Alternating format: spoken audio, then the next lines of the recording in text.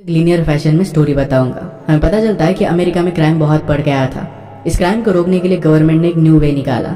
सब लोगों के ब्रेन में गवर्नमेंट ने एक चिप को प्लांट कर दिया। इस चिप का फायदा यह था कि जब भी कोई क्राइम करने के लिए जा रहा है तो हेडक्वार्टर से उस आदमी को रोका जा सकता है। क्रिमिनल उसी स्पॉट पे फ्रीज हो जाता है। इस सिस्टम का नाम एपीआई सिस्टम है। बहुत सारे बैंक्स में रॉबरी हो रही थी तो वहां पर ये सिस्टम इंस्टॉल किए गए थे। बैंक के पास अगर कोई भी रॉबरी करने के लिए आता है तो इस सिस्टम से वेव्स छोड़कर उस आदमी को फ्रीज कर सकते थे। और इसके बाद हम ब्रिक को कुछ लोगों को मारते हुए देखते हैं। इसमें मैक्स और उसके गैंग के मेंबर्स भी थे।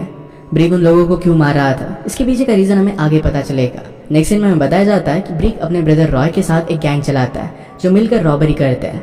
अब एपीआई सिस्टम आ गया था तो उनके रॉबरी का बिजनेस सही से चल नहीं रहा था। वो लोग एक रॉबरी करने का प्लान बनाते हैं। इसमें गैंगस्टर फैमिली का सपोर्ट भी लेते हैं। उसका नाम डोमिनोज फैमिली था। डोमिनोज फैमिली के पैसों के सपोर्ट से ब्रिक, रॉय और उनके मेंबर्स ने बैंक रॉबरी की थी, पर एपीआई सिस्टम की वजह से सब कुछ गड़बड़ हो गई थी। उनका एक मेंबर उसी रॉबरी में मारा गया था, पर कैसे वैसे कर वहां से भाग कर आए थे। ब्रिक ने गैंगस्टर फैमिली को यह बताया कि रॉबरी में जो भी पैसे मिले थे वो सब पैसे बैंक में ही रह गए। वो झूठ बोल रहा था क्योंकि उसी के पास सारे रॉबरी के पैसे थे। ये बात ब्रिक के ग्रुप के दो मेंबर्स फ्रांस और मैक्स एक गैंगस्टर फैमिली को बता देते हैं। इन्हीं मूवी के स्टार्टिंग में ब्रिक्स ने मार दिया था। गैंगस्टर फैमिली को ये बात पता चलने के बाद ब्रिक को अंडरग्राउंड होना पड़ता है। इसी दौरान रॉबरी की वजह से रॉय को पुलिस पकड़ लेते हैं। जेल में रॉय को पुलिस ने बहुत टॉर्चर किया और इसी वजह से रॉय की डेथ हो गई। ये जब बात ब्रिक को पता चली तो उसे बहुत बुरा लगा। तो गुस्से में रॉय फ्रांस और मैक्स को मार डालता है। इसके बाद उसने डिसाइड किया कि वो खुद को भी जान ले लेगा। एक रैंडम ड्रग डीलर से न्यूरोटॉक्सिन ड्रग बाय करता है। ड्रग खरीदने के बाद इसे वो लेने वाला था, पर तभी वहां पर शेल्बी नाम की लड़की आती है। वो उसके करीब आने की कोशिश करती है। ब्रिक भी शेल्बी से अट्रैक्टेड था तो दोनों बाथरूम में जाकर इंटीमेट हो जाते हैं। इंटीमेट होने के बाद ब्रिक से केविन नाम का एक आदमी मिलने के लिए आता है। वो ब्रिक को बताता है कि मैं जेल में रॉय के साथ ही था। जेल में रॉय और मुझे दोनों को टॉर्चर किया गया था। उन पर एक बार एपीआई सिस्टम की टेस्ट की गई और इसी टेस्ट के दौरान रॉय की डेथ हो गई थी। ये बात ब्रिक के लिए शॉकिंग थी, पर उसे और भी ज्यादा शॉक लगता है जब उसे पता चलता है कि शेल्बी केविन की फियांसे थी। वो दोनों जल्दी शादी करने वाले थे। ब्रिक को कोई आइडिया नहीं था कि शेल्बी फिर उसके साथ क्यों थी। एपीआई सिस्टम आने के बाद अमेरिका के सारे गैंगस्टर ये कनाडा भागना चाहते थे क्योंकि वहां पर एपीआई सिस्टम नहीं था। प्रॉब्लम ये थी कि कनाडा के बॉर्डर पर बहुत ही हाई सिक्योरिटी थी। इसी वजह से मोस्टली गैंगस्टर जब वहां पर जाते हैं तो सिक्योरिटी की वजह से मारे जाते हैं। अब केविन ब्रिक से बात करता है और उससे अपना प्लान बनाता है। वो लोग अमेरिका की सबसे बड़ी रॉबरी करेंगे। वो लगभग $1 बिलियन की होगी और इसके बाद वो कनाडा निकल जाएंगे। वहां पर वो आराम से अपनी लाइफ को एंजॉय कर सकते हैं। इसी चीज में केविन को ब्रिक की हेल्प चाहिए थी क्योंकि रॉबरी में उसे हेल्प कर सकता था। पहले तो ब्रिक इसके लिए मना करता है, पर बाद में वो मान जाता है। ब्रिक रॉबरी का पूरा प्लान बनाता है। उन्हें एपीआई सिग्नल को 30 मिनट्स के लिए जाम करना था। इसमें वो रॉबरी अपनी पूरी कंप्लीट कर लेंगे। इस सिग्नल जाम करने के लिए उन्हें एक अच्छे हैकर की जरूरत थी। उसके बाद वो रॉबरी सक्सेसफुल कर हमेशा के लिए कनाडा चले जाएंगे। ब्रिक जब भी प्लान बना रहा था तभी उसे पता चलता है कि केविन एक्चुअली में कोई रैंडम आदमी नहीं है। वो एक्चुअल में डोमिनो गैंगस्टर फैमिली जिसके लिए ब्रिक पहले काम करता था उसी के लीडर का बेटा है। ब्रिक को लगता है कि केविन उससे पैसे वापस लेने के लिए आया। वो फिर जाकर उससे इस बारे में बात करता है। केविन उसे बताता है कि मैं अपने फादर और गैंगस्टर फैमिली को प्रूव करना चाहता हूँ कि मैं भी उनकी तरह काबिल हूँ। इसी वजह से वो इतनी बड़ी रॉबरी करना चाहता था। ब्रिक केविन से पूछता है कि जब तुम्हें एपीआई सिग्नल का झटका लग रहा था तो क्या तुम उसे रोक पा रहे थे, क्या तुम मूव कर पा रहे थे। केविन कहता है कि उस सिग्नल को रोका नहीं जा सकता। अगर तुम उसे रोकने की कोशिश करोगे तो तुम्हारी जान भी जा सकती है। अचानक से झटका लगता है और हाथ पैर रुक जाते हैं। ब्रिक ने भी इस चीज को एक्सपीरियंस किया था, पर उस वक्त एपीआई इनिशियल फेज में था और इसी वजह से वो भाग गया था। न्यू एपीआई सिस्टम इम्प्लीमेंट होने के लिए कुछ समय था। वो इम्प्लीमेंट होने से पहले उन्हें रॉबरी करनी पड़ेगी, वरना यह काम इम्पॉसिबल हो जाएगा। नेक्स्ट सीन में पता चलता है कि शेल्बी एक बहुत ही स्किल्ड हैकर थे। वो एफबीआई, रॉ इस टाइप की एजेंसी के लिए हैक कर चुकी थी। उन्हें अब किसी हैकर को ढूंढने की जरूरत नहीं थी। शेल्बी ये काम कर सकती थी। नेक्स्ट सीन हम देखते हैं कि ब्रिक और शेल्बी अपना अफेयर कंटिन्यू करते हैं। एक दूसरे के साथ वो टाइम स्पेंड कर रहे थे। ब्रिक अपने फ्रेंड रॉस को भी इस रॉबरी में ज्वाइन करवा लेता है क्योंकि वो पहले भी उसके साथ काम कर चुका था। इसके बाद वो एक बैंक के मैनेजर के पास जाते हैं जिससे वो कॉन्टेक्ट में थे। उसे वो कहते हैं कि हम $35 मिलियन डिपॉजिट करना चाहते हैं। जिस दिन वो डिपॉजिट करेंगे उसकी वो डेट कंफर्म करते हैं। अब शेल्बी ब्रिक को फेक नोट प्रिंट करने के लिए मदद करती है। वो दोनों मिलकर $35 मिलियन के फेक नोट्स बनाते हैं। और इसके बाद हमें पता चलता है कि शेल्बी एक एजेंट है जो उसी सिटी के एपीआई की एजेंसी के लिए काम करती है। वो ब्रिक के पास इस रॉबरी के बारे में इंफॉर्मेशन निकालने के लिए आई हुई थी। ब्रिक ने ऑलरेडी बहुत बड़ी रॉबरीज की थी और ऑफिसर्स को शक था कि शायद वो फिर से करेगा। शेल्बी को यह सब करना पड़ रहा था क्योंकि ऑफिसर्स ने उसकी सिस्टर को किडनैप करके रखा था। अगर शेल्बी उनकी बात नहीं मानती तो उसकी सिस्टर को टॉर्चर करते थे। शेल्बी को उनकी बात माननी पड़ रही थी, पर यह सब बात ब्रिक को पता चल जाती है। शेल्बी का सच उसे पता चल गया।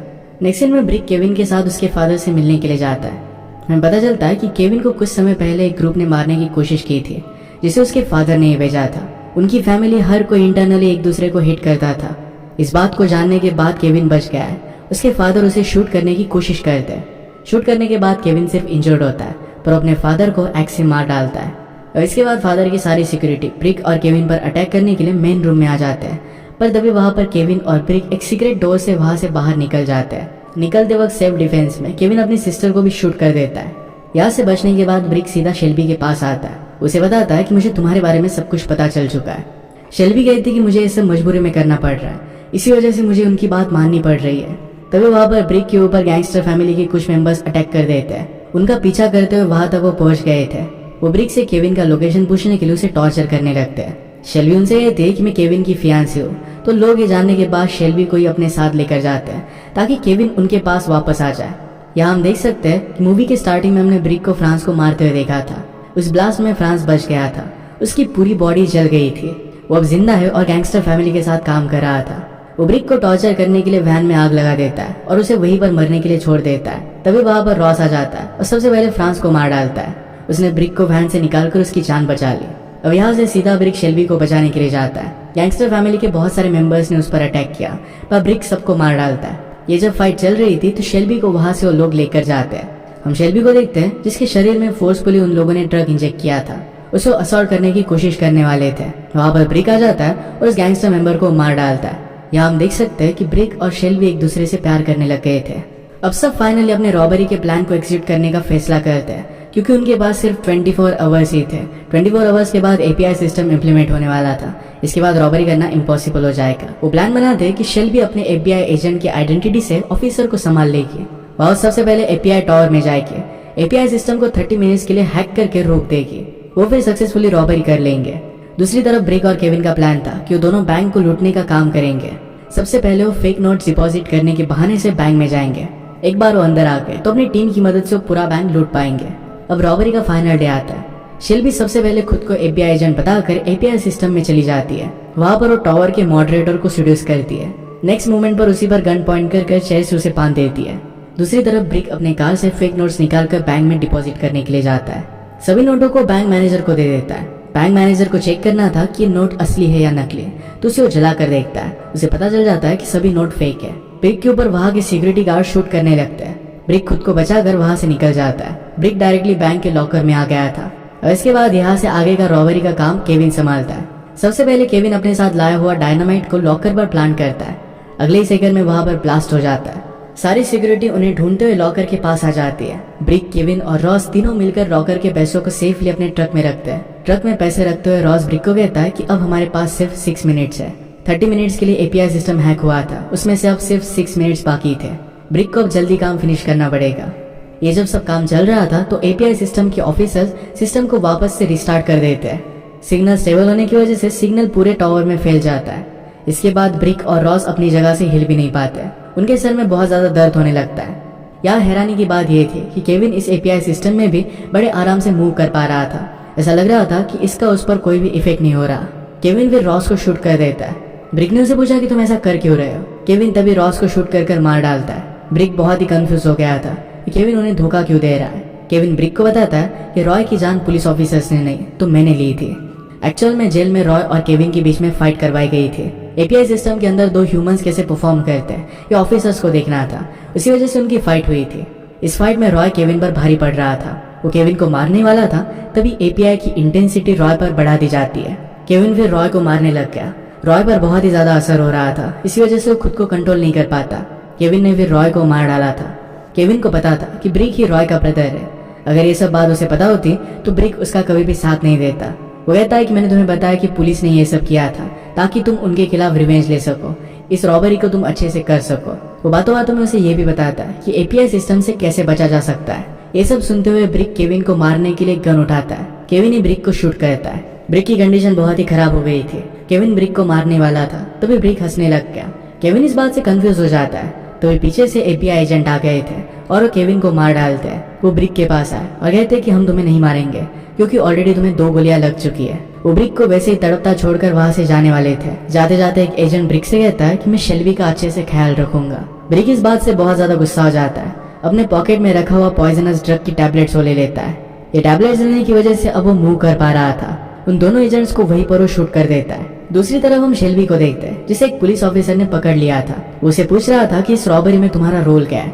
वो पुलिस ऑफिसर उसकी हेल्प करना चाहता था, पर शेल्बी उसकी बात नहीं मानती। वो ऑफिसर को ट्रिक कर उस पर ही अटैक कर देती है। उस ऑफिसर और शेल्बी में दोनों में झगड़ा होने लग गया। वो टेबल पर गिर जाता है और वहां पर एक पॉइंटिंग ग्लास था, उसी से टकरा कर उसकी डेथ हो जाती है। वो फिर इस टॉवर से निकलने लग गए। सारे ऑफिसर उस पर गन लगाते हैं। दूसरी तरफ हम ब्रिक को देखते हैं, जो पैसों से भरा हुआ ट्रक को लेकर बैंक के पास आ रहा था। वो डायरेक्टली ट्रक सारे ऑफिसर्स पर चढ़ा देता है। वो शेल्बी को बचाकर वहां से लेकर जाता है। उन दोनों ने रॉबरी कंप्लीट कर ली थी। उन्होंने एक दूसरे को किस किया। वो एक दूसरे को अपना प्यार कन्फेस करते हैं। अब ब्रिक कनाडा जाने का डिसाइड करता है। सीधे कनाडा के बॉर्डर के पास वो ट्रक लेकर जाकर उसे रोकता ही नहीं। चेक पोस्ट पर बहुत सारे ऑफिसर्स थे, पर उन सब से वो बच जाता है। उनके ट्रक पर बहुत सारी फायरिंग हुई थी। हालत बहुत खराब थी, पर फिर भी वो नहीं रुकता। कनाडा पहुंचकर शेल्बी बहुत खुश थी। वो ब्रिक को आई लव यू कहती है। उसने रियलाइज किया कि ब्रिक को गोली लगने की वजह से उसकी डेथ हो गई है। उसने थोड़े टाइम के लिए जिंदा रहने के लिए टॉक्सिक ड्रग भी लिया था, वहीं पर उसकी डेथ हो गई थी। शेल्बी बहुत रोती है और उसे आई लव यू कहती है। इसके बाद वो पैसे लेकर वहां से चली गई। नेक्स्ट सीन में शेल्बी अपनी सिस्टर के साथ थी। उसने अपनी सिस्टर को भी बचा लिया था। वो ब्रिक की अस्थियां पानी में बहा देती है। इसी के साथ ये मूवी एंड हो जाती है। अगर आपको एक्सप्लेनेशन अच्छा लगता है तो प्लीज लाइक और कमेंट जरूर कर दीजिएगा। ये बहुत सारी मूवीज लेकर आते रहता हूँ, तो प्लीज चैनल को सब्सक्राइब कर दीजिए और बेल नोटिफिकेशन आइकन दबाना मत भूलिएगा। फिर से मिलेंगे और एक मूवी के साथ। तब तक के लिए थैंक यू और आप अपने आप का ख्याल रखिए।